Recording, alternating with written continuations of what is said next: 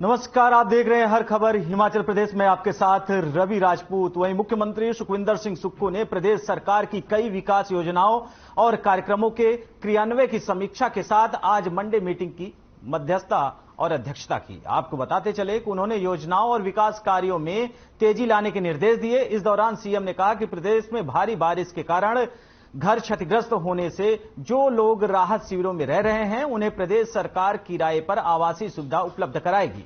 मकान का किराया प्रदेश सरकार अदा करेगी। इस संबंध में सभी उपायुक्तों को निर्देश जारी कर दिए गए हैं। वहीं सीएम ने कहा कि शिमला नगर निगम क्षेत्र में भारी बारिश के कारण क्षतिग्रस्त हुई सड़कों की मरम्मत के लिए 10 करोड़ रुपए जारी किए जाएंगे।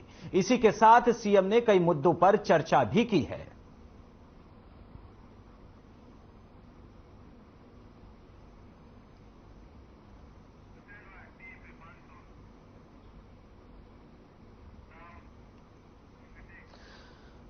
बढ़ते हैं अगली खबर की ओर, जहां हिमाचल में मानसून की बरसात में इस बार भारी कहर बरपाया है। राजधानी शिमला में बारिश के कहर से नहीं बच पाए हैं लोग। आपको बताते हैं जगह जगह पेड़ गिरने से शिमला को 2000 करोड़ से ज्यादा का नुकसान हो चुका है, जबकि 24 जून से लेकर अब तक 88 लोगों की जान गई है। बरसात में 2864 पक्के मकान जबकि 1721 कच्चे मकान क्षतिग्रस्त हुए हैं। शिमला में दिशा कमेटी की बैठक में ये आंकड़ा सामने आया है। बैठक की अध्यक्षता बीजेपी सांसद सुरेश कश्यप ने की। सुरेश कश्यप ने बताया कि इस बरसात में उनके संसदीय क्षेत्र शिमला का कोई भी विधानसभा क्षेत्र बरसात की मार से बच नहीं पाया है। साथ ही उन्होंने बताया है कि केंद्र से हिमाचल को 1200 करोड़ रुपए की मदद मिल चुकी है। अब हिमाचल सरकार को प्रभावित लोगों की मदद करनी है जो अभी तक नहीं मिल पाई है। आज हमारी दिशा की बैठक है और इसमें जो हमारी सेंटर स्पॉन्सर्ड स्कीम्स हैं उसको लेकर डिस्कशन किया जाता है। हमारी जो पीएमजीएसवाई की सड़कें हैं, जल शक्ति विभाग का है, electricity department, agriculture, animal husbandry और स्मार्ट सिटी, ऐसा करके जो विभिन्न डिपार्टमेंट्स हैं उसकी जो प्रोग्रेस पिछले क्वार्टर में हुई है उसको लेकर डिस्कस किया जाता है। लेकिन आज हमने सबसे पहले जो भारी बारिश के कारण नुकसान हुआ है उसको लेकर भी डिस्कशन किया और जिला शिमला में बहुत भारी नुकसान हुआ है, जिसमें कि जो अभी यहाँ प्रेजेंटेशन दी गई है 51 लोगों की मृत्यु जो है इस भारी बारिश के कारण हुई है। और शिमला में जो बारिश भी इस बार पिछले सारे जो रिकॉर्ड थे उनको ध्वस्त कर दिया। मुझे पत्र की तो कोई जानकारी नहीं है, लेकिन इतना अवश्य कहना चाहूँ। वहीं प्रदेश सरकार विकास कार्यों को लेकर बड़ी तेजी से कार्य कर रही है। इसी कड़ी में नाहन विधानसभा क्षेत्र में भी लगातार विकास कार्य जारी है। विधायक अजय सोलंकी ने क्षेत्र में जन समस्याओं की सुनवाई के दौरान बताया कि क्षेत्र में जल संरक्षण को लेकर अनेक कार्य चल रहे हैं और उनके साथ ही जन कल्याण की योजनाएं हैं, उन पर भी काम किया जा रहा है। इस दौरान उन्होंने जन समस्याओं को सुनते हुए कई समस्याओं को मौके पर ही निपटारा कर दिया। साथ ही विधायक ने बताया कि उनकी एक ही प्राथमिकता है, अपने क्षेत्र का विकास करना, और इसी के लिए कार्य कर रहे हैं। उन्हें किसी कार्य का श्रेय नहीं लेना है और बल्कि लोगों को सुविधा उपलब्ध करवाना है।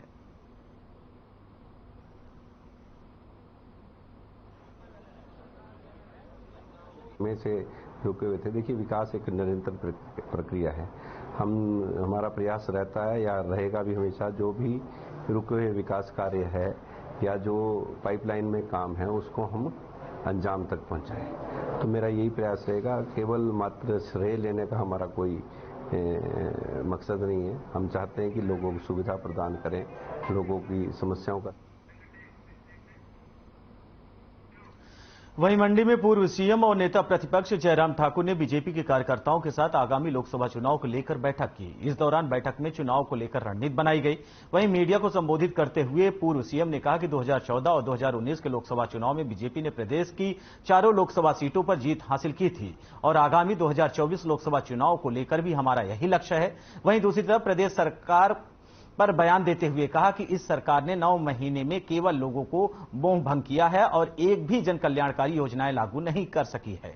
उन्होंने कहा कि व्यवस्थाओं को चलाने वाली सरकार चारों तरफ अव्यवस्थित दिख रही है। इसी के साथ उन्होंने जमकर प्रदेश सरकार पर निशाना साधा और कई गंभीर आरोप लगाए।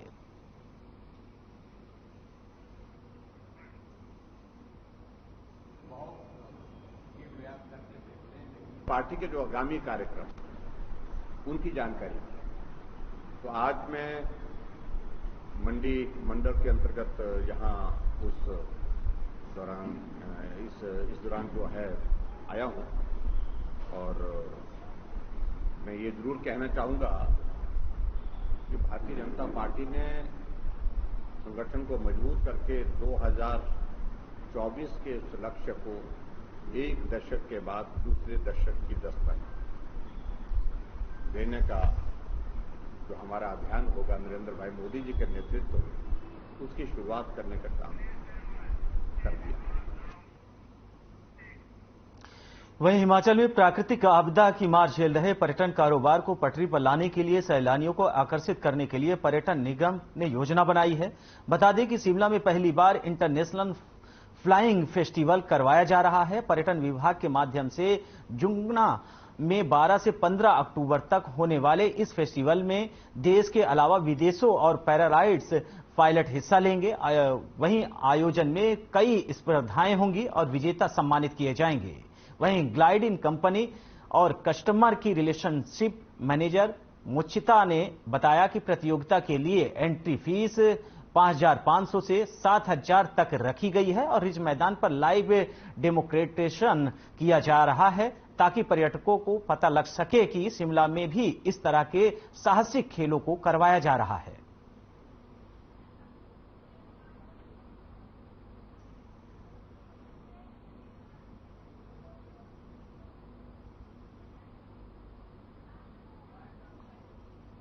और सर मोस्टली हमारा ये है कि जो टूरिस्ट है वो बहुत ज़्यादा डर गए हैं जिस तरह का आपदा इस टाइम पे हिमाचल प्रदेश में आई थी।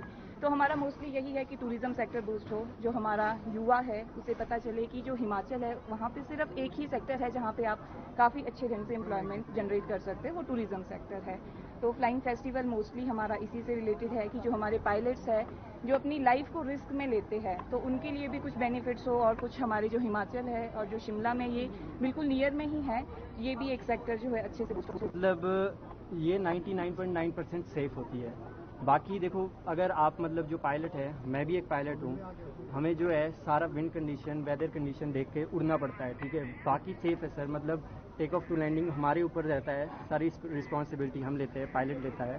तो वहीं हिमाचल प्रदेश में जुलाई अगस्त के महीने में बारिश ने जमकर तबाही मचाई है। राजधानी शिमला भी इससे बच नहीं सका है। वहीं शिमला के कनलोग इलाके में भारी बारिश की वजह से लैंडस्लाइड हुआ और कनलोग को बेमलोई में से जोड़ने वाली सड़क पूरी तरह से ढह गई। इस रास्ते को बहाल करने के लिए लंबे वक्त से काम चल रहा था, लेकिन अब तक गाड़ियों की आवाजाही शुरू नहीं हो सकी है। इस बीच महापौर सुरेंद्र चौहान ने स्थानीय पार्षद आलोक पठानिया के साथ मिलकर लोगों के साथ श्रमदान में हिस्सा लिया। कनलोग का एरिया पड़ता है, कनलोग वार्ड में।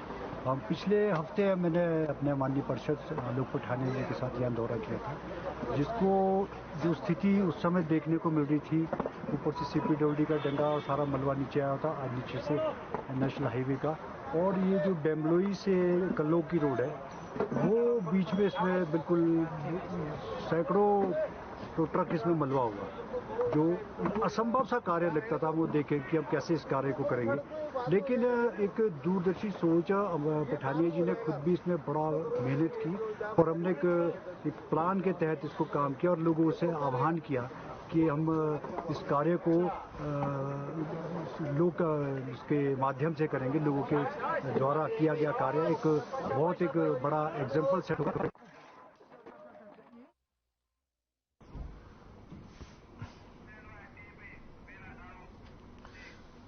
वहीं खबर सोलन से है, जहां चंबा घाट स्थित मशरूम अनुसंधान निदेशालय में 26वें राष्ट्रीय मशरूम मेले का आयोजन किया गया, जिसमें देश भर के मशरूम उत्पादकों सहित मशरूम उत्पादन से जुड़े कंपनियों ने हिस्सा लिया। इस मेले के आयोजन करवाने का मुख्य उद्देश्य मशरूम उत्पादकों सहित सभी लोगों को मशरूम की नवीनतम किस्मों और इसके क्षेत्र में हुए नवीनतम शोध लोगों तक पहुंचाना है, ताकि इसका लाभ लोग उठा सके। इस मशरूम मेले में 40 के करीब मशरूम और उससे बने उत्पादों की प्रदर्शनी भी लगाई गई थी। वहीं खुंब अनुसंधान निदेशालय के निदेशक डॉक्टर वीपी शर्मा ने बताया कि मशरूम की नवीनतम जानकारियां मशरूम उत्पादकों और आमजन तक पहुंचाने के लिए इस मेले का आयोजन हर साल 10 सितंबर को किया जाता है।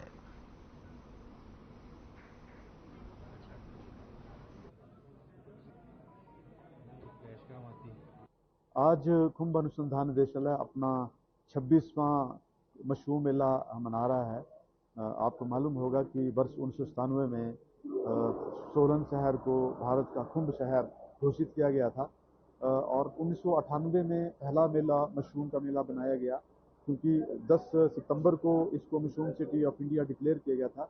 तो तब से लेके आज तक हम इसको 10 सितंबर को इस दिन को, क्योंकि इस दिन मशरूम सिटी ऑफ इंडिया इसको डिक्लेयर किया था, हम इस दिन को सेलिब्रेट करने के लिए इस मेला का आयोजन करते हैं। पटियाला जिला पातड़ा के पास हमारा गाँव है, वहाँ से आए हैं हम। यहाँ हम काम शुरू करा है मशरूम का, 5 साल से काम कर रहा हूँ।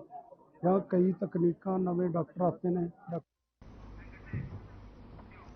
वहीं खनियारा में धर्मशाला पुलिस ने एक फर्जी आईपीएस अधिकारी बनकर रह रहे व्यक्ति को गिरफ्तार किया है। आरोपी की पहचान विवेक निवासी महाराष्ट्र के रूप में हुई है।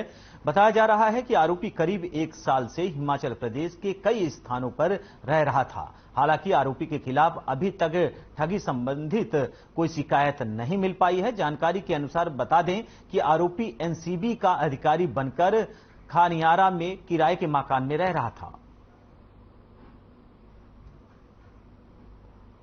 पिछले कल धर्मशाला पुलिस स्टेशन के अंतर्गत एक व्यक्ति ने थाने में शिकायत करी कि एक व्यक्ति विवेक हीरा सिंह राठौर, जो कि मुख्यतः अपने आप को महाराष्ट्र का बताता है रहने वाला, तो वह उनकी बर्गर कंपनी में काम करता है, जो उसका फूड शॉप है, और वो अपने आप को एनसीबी का ऑफिसर प्रोजेक्ट कर रहा है। हमने पाया कि वो फर्जी जो है, उसने कुछ दस्तावेज अपने पास रखे हुए हैं, कुछ उसके पास अपना पहचान पत्र उसने बनाया हुआ है, एनसीबी के लोगो एम्बलम जो है वो लेके अपनी गाड़ी जो है उसमें भी उसने उसको इंस्टॉल किया हुआ है, और वो प्रोजेक्ट करते हुए और एक पिस्टल का। फिलहाल हर खबर हिमाचल प्रदेश में हमारे साथ इतना ही। नमस्कार।